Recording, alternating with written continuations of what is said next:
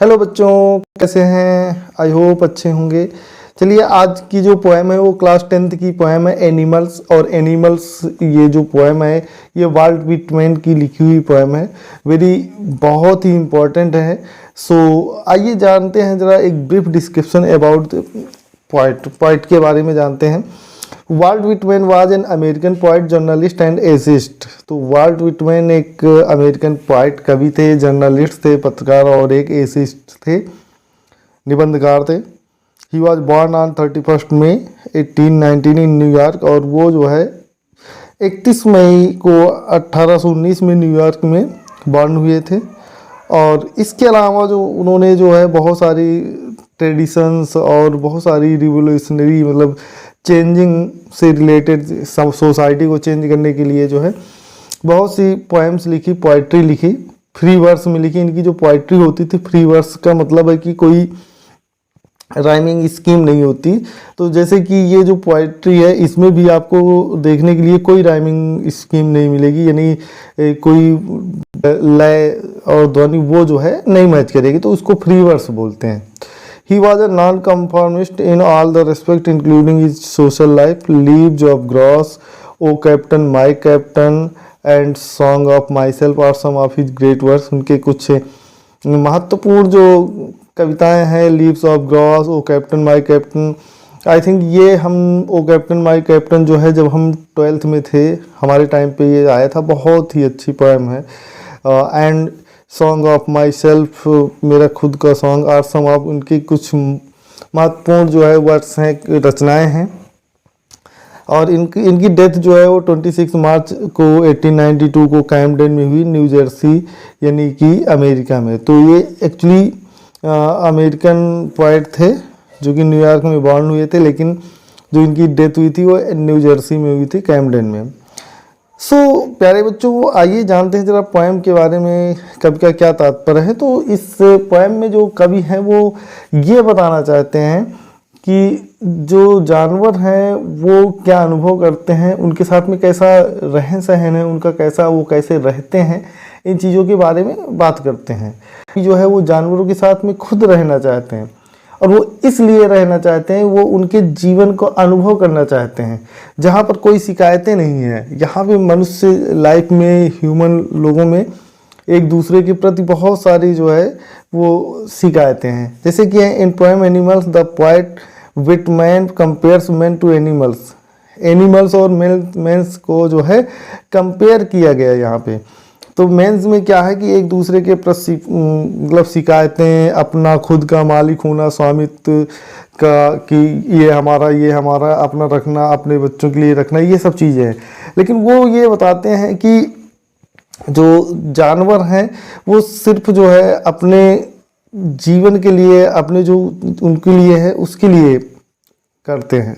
जैसे कि उनको अगर सिर्फ खाने की ज़रूरत होती है तो वो सिर्फ खाने तक ही सीमित है, बाकी उनके मन में किसी के प्रति भेदभाव, कोई वैमनस्यता, कोई चीज़ नहीं है। वो किसी से शिकायतें नहीं करते। और उनका तात्पर्य है कि हमारे जो मनुष्य हैं मैन में, वो क्या है कि वो पाप, दुख, इन चीज़ों में बिल्कुल लिप्त रहते हैं, लेकिन जीव जंतुओं में नहीं। जिसका जो कर्म है वो कर्म करेंगे, कल के लिए नहीं, कल के लिए वो फिर से संघर्ष करेंगे।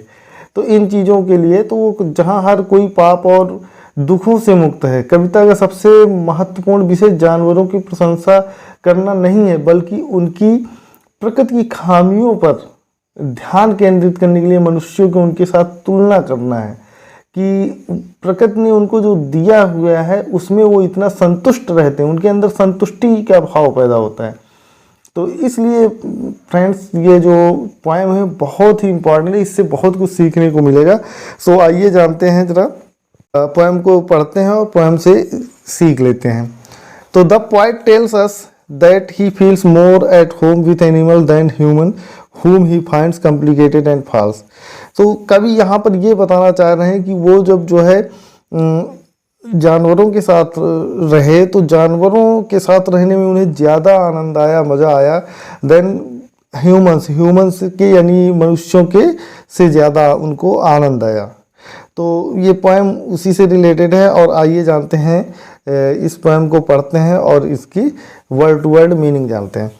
बच्चों यहाँ पे जो फर्स्ट लाइन है, I think I could turn and live with animals, तो ये कवि जो है वो कह रहा है कि आई थिंक मैं सोचता हूँ या मैं चाहता हूँ, आई कुड मैं सकूँ, टर्न एंड लिव मुड़ना, एंड लिव रहना अर्थात रहना, विद एनिमल्स जानवरों के साथ में।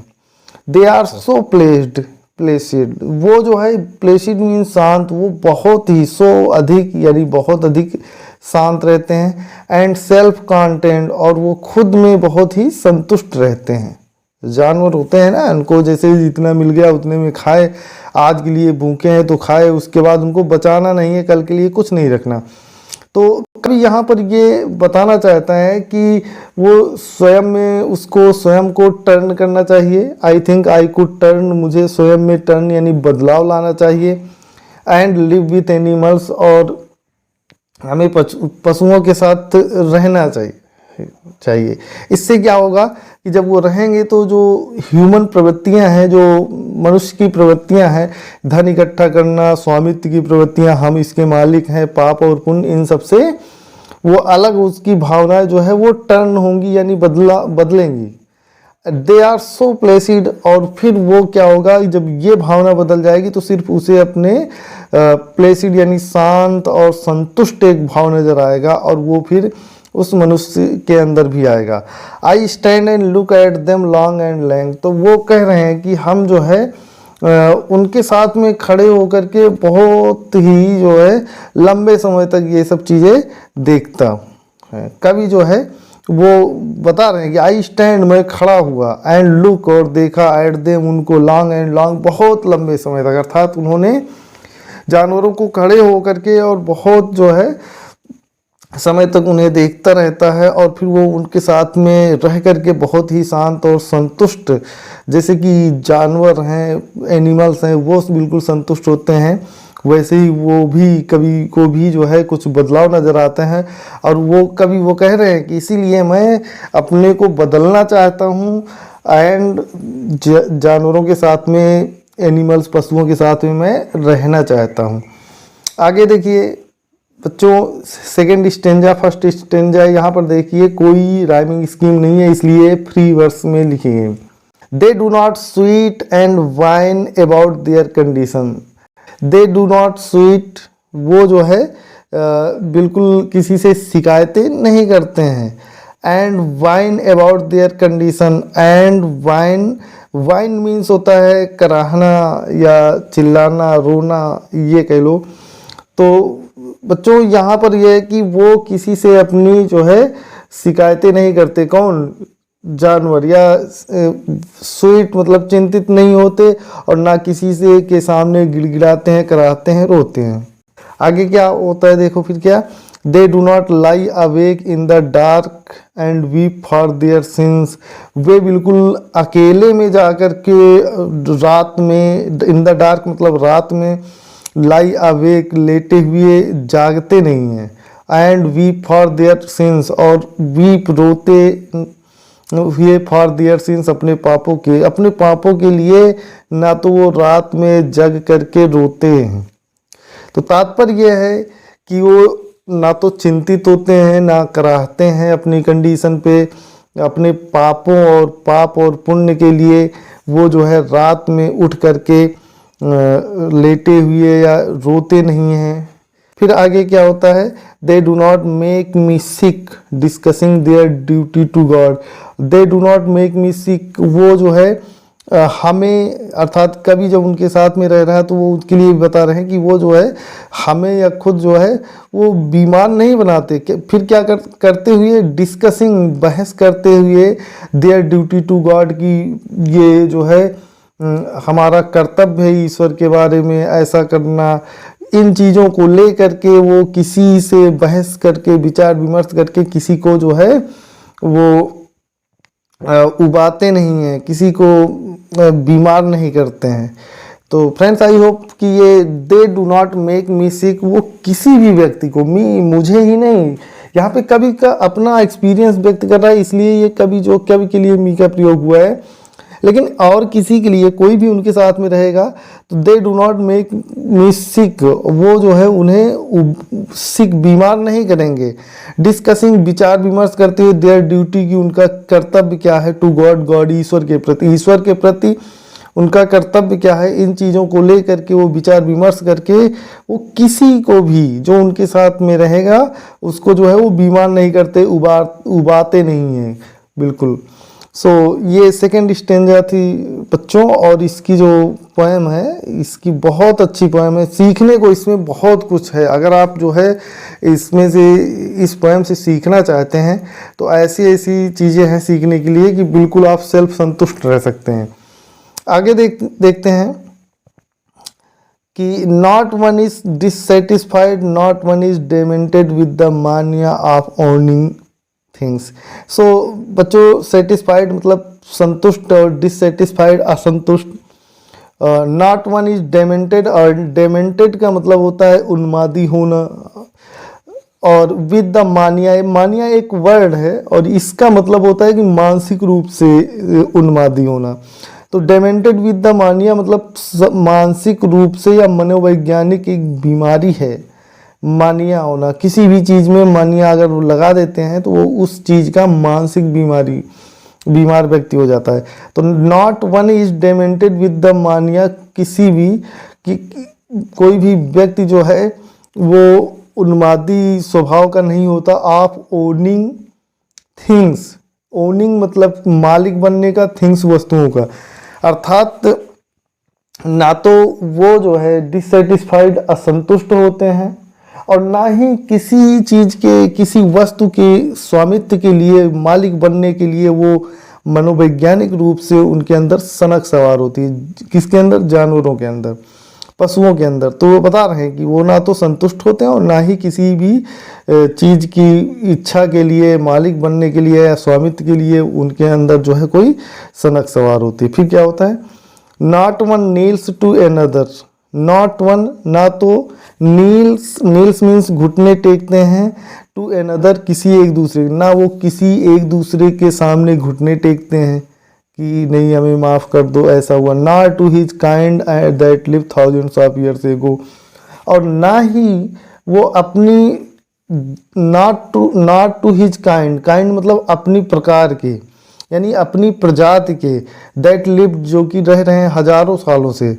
तो कह रहे हैं कि वो किसी के सामने भी घुटने नहीं टेकते, यहाँ तक कि उनके हजारों साल पहले की जो प्रजातियां हैं उनके सामने भी जो है वो घुटने नहीं टिकाते हैं, अर्थात किसी से कम नहीं होते, किसी को छोटा बड़ा नहीं होता। चूँकि प्रजाति एक है उसके बाद भी छोटा बड़ा जो ये प्रवृत्ति है ये कभी दिखाना चाहते हैं कि जानवरों में जो है वो अपने से हजारों साल जो पहले की अपने टाइप के जो जीव जंतु उनके सामने भी वो अपने घुटने नहीं टेकते हैं।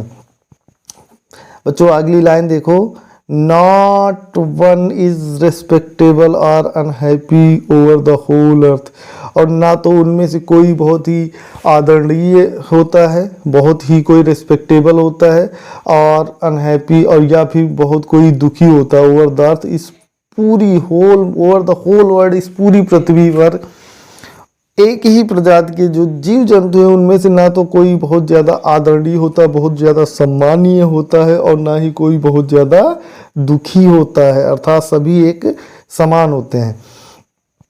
सो बच्चों आई होप आपको ये अच्छे से समझ में आएगा। लास्ट स्टेंजा जो है यहाँ से आगे हम शुरू करते हैं। सो लास्ट स्टेंजा में है कि so they show their relation to me and I accept them.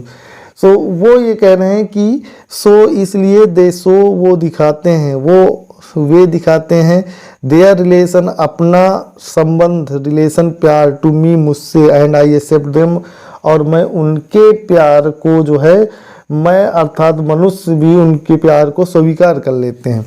So they show their relation to me मतलब ये यहाँ पे पॉइंट के लिए है, लेकिन पॉइंट का मतलब है कि ह्यूमन, तो ह्यूमन यानी मनुष्य के लिए है।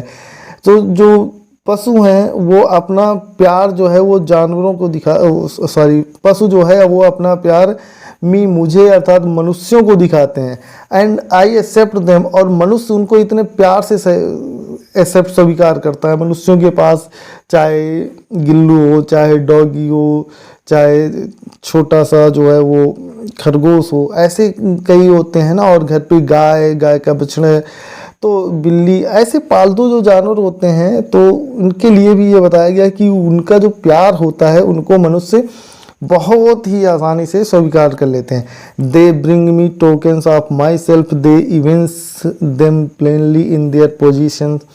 आगे देखो, दे ब्रिंग, वे लाते हैं, मी टोकन्स, मुझे, एंड टोकन्स संकेत देते हैं, ऑफ माई सेल्फ, मेरे बारे में। दे इवेंस, इवेंस का मतलब होता है प्रदर्शित करते हैं, देम प्लेनली, और उससे यानी अपने प्रेम को, इन देयर पोजीशन, अपने स्वामित्व के लिए। तो यहाँ पर जो इसका अर्थ होगा ये होगा कि वो जो अर्थात पशु जो है मनुष्य के प्रति जो उनका प्यार होता है वो उपहार में लाते हैं, उपहार स्वरूप लाते हैं। दे ब्रिंग मी टोकन, संकेत ऑफ माई सेल्फ, मुझे अर्थात मनुष्यों के लिए वो संकेत पूर्वक जो है अपना प्यार उपहार स्वरूप देते हैं। एंड दे इवेंट्स, वो अपना जो प्यार है वो प्रदर्शित करते हैं और बहुत उत्सुकता पूर्वक प्रदर्शित करते हैं। अर्थात क्या है फिर देखो, events them plainly in their positions, और वो जो उनके जो स्वामित्व है, पोजीशंस मतलब कि स्वामी होना, ओनरशिप, अपने स्वामी के प्रति यानी मनुष्यों के प्रति वो जो उनका अपना प्यार है वो बिल्कुल उत्सुकता पूर्वक प्रदान करते हैं।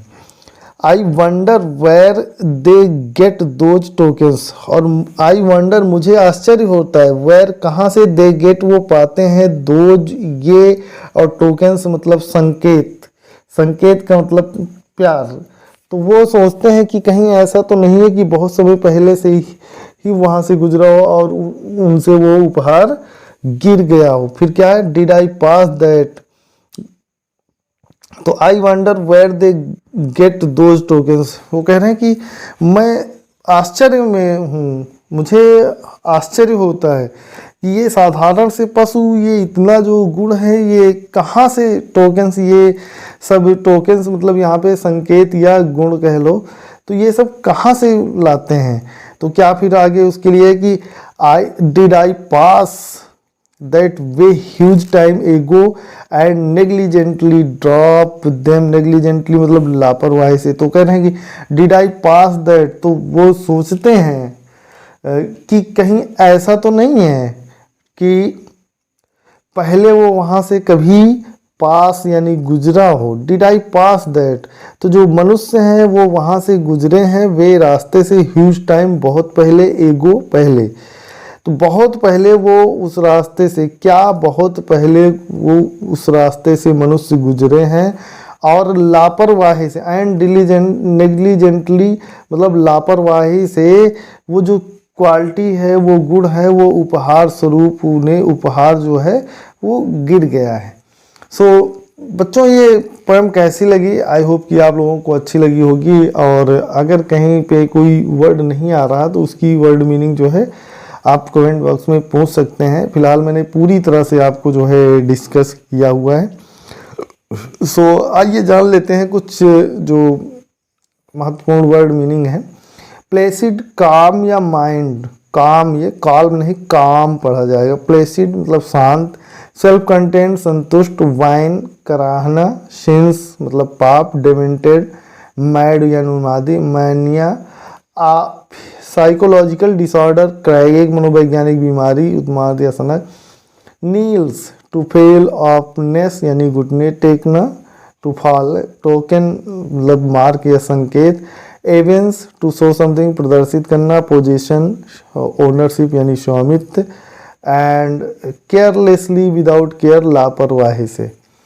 जो इसके क्वेश्चन आंसर हैं बच्चों, इसकी हम जो दूसरी वीडियो बनाएंगे उसमें इसके क्वेश्चन आंसर दे देंगे। प्लीज़ चैनल को लाइक शेयर और सब्सक्राइब करिए, और हाँ अपने फ्रेंड्स में ज़रूर शेयर कीजिए, चाहे वो कहीं के हों, क्योंकि जब उनको शेयर करेंगे तो उनको भी बहुत अच्छी सारी जानकारी मिलेंगी, और हम भी आपके लिए अच्छी ऐसे ही वीडियो बनाते रहेंगे। तो नेक्स्ट वीडियो में हम आप इससे रिलेटेड क्वेश्चन आंसर सॉल्व कराएंगे। थैंक यू सो मच प्यारे बच्चों।